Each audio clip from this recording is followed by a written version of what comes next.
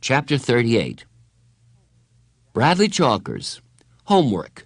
Book report. My Parents Didn't Steal an Elephant by Uriah C. Lasso. Mrs. Ebble's class, room 12, Red Hill School, last seat, last row, next to Jeff. My Parents Didn't Steal an Elephant by Uriah C. Lasso by Bradley Chalkers. My Parents Didn't Steal an Elephant was a very funny and crazy book by Uriah C. Lasso, a funny author to write such a book. It is a story told by a kid. The kid's parents are in jail because they stole an elephant, except they are innocent. Hey, I just realized something. You know what? You never know the kid's name. I just realized that. You know what else, too? You don't know if the kid is a boy or a girl. I just realized that right now as I was writing this book report because I didn't know whether to write he or she. I told you it was crazy. The kid lives with his aunt and uncle. They're crazy, too. They put wallpaper up in the garage for no reason. I told you they were crazy. Ace is crazy, too. He's the lawyer for the kid's parents. He makes the kid practice crying for an hour every day so the kid will be able to cry good in court. Only when the kid finally gets to court, the kid doesn't cry. The kid laughs. Then everybody else laughs, too. Then the kid's parents get to go home because they're innocent. Except, do you want to know something? I'm not so sure. I mean, if they really were innocent, then who ate all the peanuts? I told you it was crazy. The end. The end. Absolutely wonderful, said Carla. Is it good? Asked Bradley. You captured the very essence of the book. He smiled, even though he didn't know what essence meant. They were sitting around the round table. It was Thursday before school. Bradley had to turn in his book report to Mrs. Ebble, but he wanted Carla to see it first just in case he ripped it up. Carla was wearing a fluffy pink sweater. I always wondered what happened to the peanuts, too, she said. Me too, said Bradley. And they could have hid the elephant in the garage. That's why they put wallpaper there, to cover up the fingerprints. Do elephants have fingerprints? Asked Carla. Maybe they have trunk prints. He laughed. Well, I have to go to Mrs. Ebble's class. Here's your book back. Thank you. I didn't write on it or spill food or anything. I'd like for you to keep it, said Carla. It's my present to you. But I thought it was one of your favorite books. It is. That's why I want to give it to you. If I didn't like it, then it wouldn't be much of a present, would it? He smiled. I wish I had a present to give you, he said. You already gave me one. I did? What was it? The book report. The smile left his face.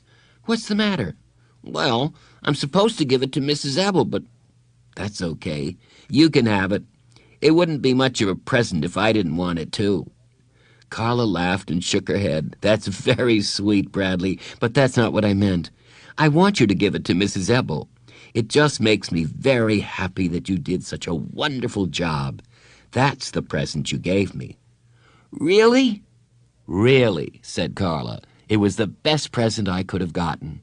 He thought that was great. He was able to give it to Carla and still give it to Mrs. Ebble.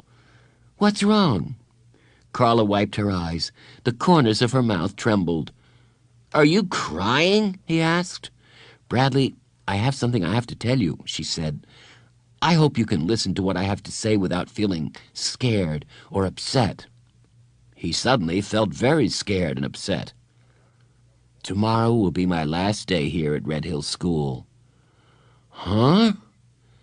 That's why I'm so glad you've written such a wonderful book report.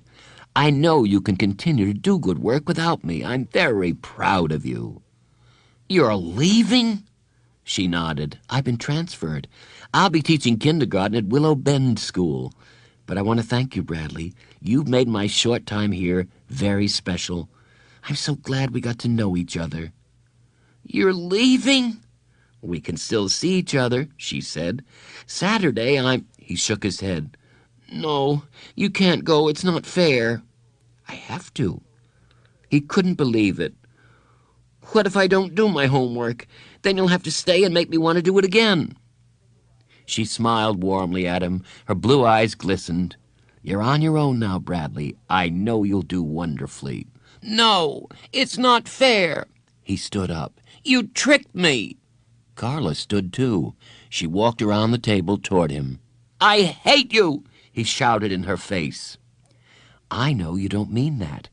"Yes, I do. I hate your stupid book, too." He picked up My Parents Didn't Steal an Elephant by Uriah C. Lasso and threw it at her. Then he picked up his book report. "Bradley, please." He ripped it in half. He stretched his mouth so wide, it was hard to tell whether it was a smile or a frown.